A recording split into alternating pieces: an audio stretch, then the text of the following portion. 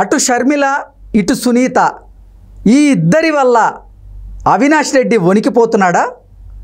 ఎన్నికల కంటే ముందే హ్యాండ్షప్ అనేసాడా? అసలు ఎన్నికల ప్రచారం చేయడానికి కూడా భయపడుతున్నాడా? భయపడుతూ ఎన్నికల ప్రచారానికి నేను వెళ్ళను అని ఖరాఖండిగా భారతికి తేల్చి చెప్పారా? దీనితో భారతి గారు అవినాష్ రెడ్డికి వార్నింగ్ ఇచ్చారా అంటే అవుననే సమాధానం ఇస్తున్నారు కొంతమంది రాజకీయ విశ్లేషకులు. ఇక ఇదే అంశానికి సంబంధించి మనతో మాట్లాడేందుకు ప్రముఖ రాజకీయ విశ్లేషకులు, ప్రముఖ సీనియర్ జర్నలిస్ట్ దుర్గా వడ్లమణి గారు మనతో ఉన్నారు. మేడంతో మాట్లాడు. మేడం నమస్తే. మేడం నమస్తే.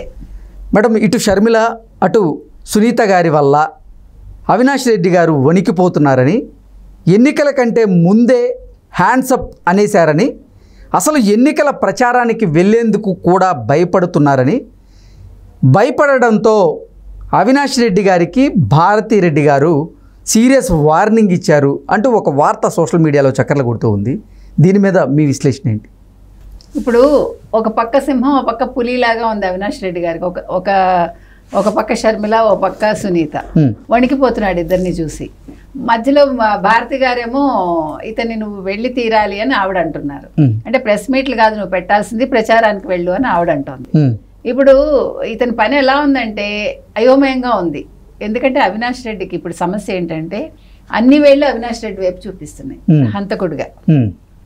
అది చేజేతిలో చేసుకున్నాడు. ఆ రోజు సిబిఐ వచ్చినప్పుడు అతను చక్కగా వాళ్ళ దగ్గరికి వెళ్ళి మాట్లాడి ఆ రోజు పరిష్కారం చేసుకుని ఉంటే ఈ రోజు ఈ స్థితి వచ్చి ఉండేది కాదు. ఆ రోజు తల్లిని అడ్డు పెట్టుకుని నాటకాలు ఆడి జనాలందరూ అది చూసి విస్తుపోయారు. ఫస్ట్ తర్వాత చేదరించుకున్నారు. ఏంటి ఒక నిందితుడిలాగా ఉన్న వ్యక్తి ఈ రకంగా నాటకాలు ఆడటం ఏంటి, దానికి పోలీసులు సహకరించడం ఏంటి, సిబిఐ కూడా వెనక్కి వెళ్ళిపోవటం ఏంటి, అర్థం కాలే ప్రజలకి. ఇప్పుడు ఆ అర్థం కాని విషయాన్ని ఇప్పుడు అర్థం చేసుకునే వాళ్ళు ఇప్పుడు ఓటు రూపంలో ఇతనికి వేయకుండా షర్మిలకి వేస్తారు. ఈ విషయం అవినాష్ రెడ్డికి బాగా అర్థమైంది. నిన్న ప్రెస్ మీట్ పెట్టి సునీత మీద అవాకులు చవాకులు మాట్లాడాడు. ఎందుకని మొన్న పవర్ పాయింట్ ప్రెజెంటేషన్ చేశారు ఎవరు, సునీత. చేసినప్పుడు క్లియర్ కట్గా అవినాష్ రెడ్డి నాన్నగారి అంటే బాబా తన సొంత తండ్రి వివేకానంద రెడ్డి గారి హత్యకి ముందు 15 రోజుల ముందు ఏం జరిగింది, వీళ్ళు ఏమేం చేశారు, వరుసగా వన్ బై వన్ ఆవిడ పవర్ పాయింట్ ప్రెజెంటేషన్ లో ప్రతి ఒక్కటి ఫోన్ కాల్స్ కావచ్చు, వాళ్ళ వాట్సాప్ చాట్స్ కావచ్చు, ఏది కూడా వదలకుండా ఎవరెవరిని కలిశారు, ఈ అవినాష్ రెడ్డి ఎవరిని కలిశాడు, మొత్తం అంతా ఆవిడ ఒక పిక్చర్ లాగా మన ముందు ఉంచారు. ఒక 70mm పిక్చర్ లాగా ప్రజల ముందు ఉంచింది ఆవిడ. ఎందుకు ఉంచింది? ఆవిడ ఒకటే అంటోంది, నాకు న్యాయం కావాలి. నా తండ్రి మరణం జరిగి 5 ఏళ్ళు అయింది, నా అన్నగారు పట్టించుకోవట్లేదు, ఎవరు జగన్మోహన్ రెడ్డి గారు అపాయింట్మెంట్ కూడా ఇవ్వలేదు నాకు, కాబట్టి నా తండ్రిని ఎవరు చంపారో నాకు తెలియాలి. ఆ ఒక్క రీజన్ కోసం నేను షర్మిలకి నేను సపోర్ట్ చేస్తాను. ఎందుకని అవినాష్ రెడ్డి అన్నవాడు ఒక నిందితుడు నా అన్న పక్కన పెట్టుకుని, నా తండ్రిని చంపిన వాడిని పక్కన పెట్టుకుని మీరు ఓటు వేయండి అని ఎలా అడుగుతాడు? అవినాష్ రెడ్డి ఎంపీగా పనికిరాడు. కాబట్టి ఇప్పుడు అవినాష్ రెడ్డి ముందు భయం పట్టుకుంది ముందు. ఎందుకంటే ప్రజల ముందుకు ఏం మొహం పెట్టుకుని వెళ్తాడు, ఏం మాట్లాడతాడు, ఏం జస్టిఫై చేసుకుంటాడు తను నేను చేయలేదు అని చెప్పడానికి ఎవిడెన్స్లు అక్కడ ఉన్నాయి. పోనీ చేశానని ఒప్పుకోలేడు. అలాగని ఆ రోజు జరిగిన డ్రామాలన్నీ ప్రజలకు తెలుసు. ఇప్పుడు కొత్త డ్రామా వేయడానికి సమయం లేదు. ఇప్పుడు టైం దగ్గర పడుతోంది. ఇప్పుడు ప్రచారానికి వెళ్ళాలి. రేపటి నుంచి నామినేషన్ పర్వం మొదలవుతుంది. నామినేషన్లు వేసేటప్పుడు ఇప్పుడు ఇంకొక విషయం కూడా మనం గమనించాలి. ఏంటంటే ఇప్పుడు నామినేషన్లో ఈ కేసు విషయం ఏ రకంగా అందులో మెన్షన్ చేసుకుంటాడు. కేసులు ఉండొచ్చు, ఆ కేసులు ఏంటి అనేది ముఖ్యం కదా. మరి ఇప్పుడు నామినేషన్లో ఈ కేసు గురించి ఏ రకంగా ప్రస్తావిస్తాడు? ఇప్పుడు అక్కడి నుంచే అతనికి సమస్య మొదలవుతుంది. ఓకే కదా. ఇప్పుడు భారతి రెడ్డి ఏమంటోంది, నువ్వు ముందు వెళ్ళి ప్రచారం చెయ్యి, ఎందుకంటే అతని గెలుపు ఆవిడకి ముఖ్యం.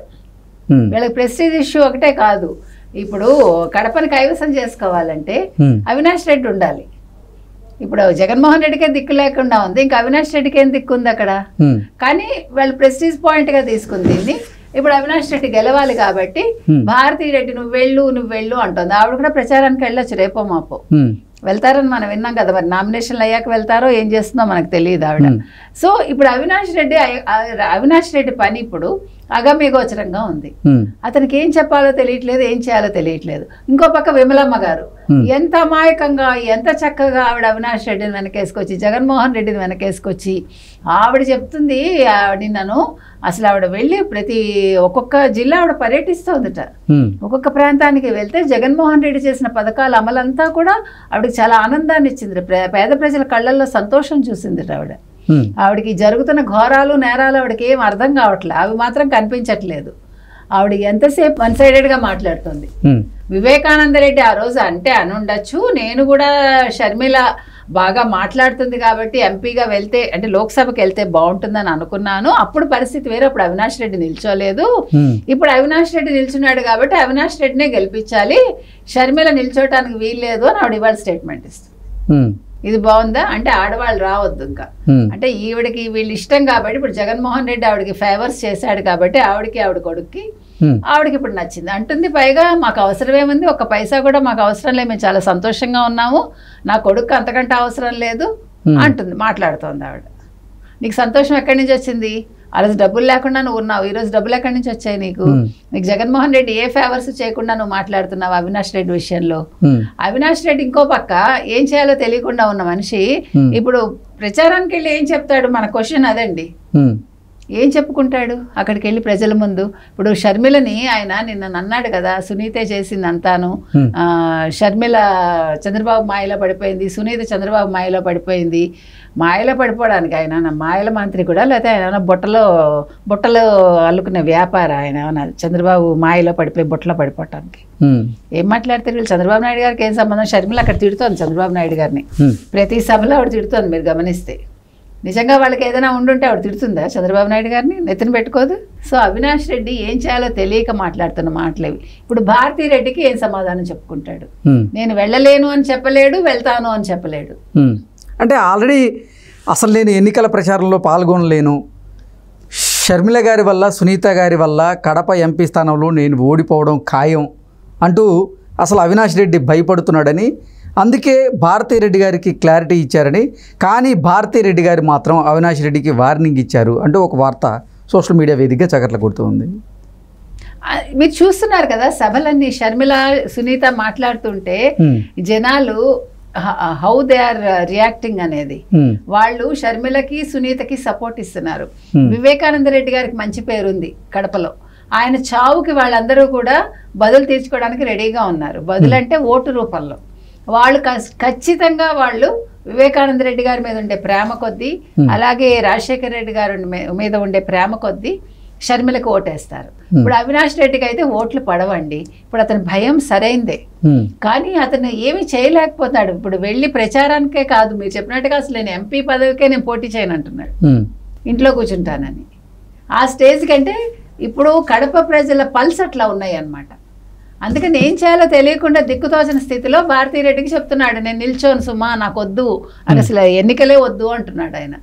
భారతీరెడ్డికి ప్రెస్టీజ్, ఎందుకంటే తను అవినాష్ రెడ్డికి సపోర్టర్ కాబట్టి ఇప్పుడు అవినాష్ రెడ్డి గెలుపు అనేది చాలా ముఖ్యం ఆవిడకి. అందుకని ఆవిడ నువ్వు వెళ్తావా వెళ్ళవా అని ఆవిడ కూర్చుంది.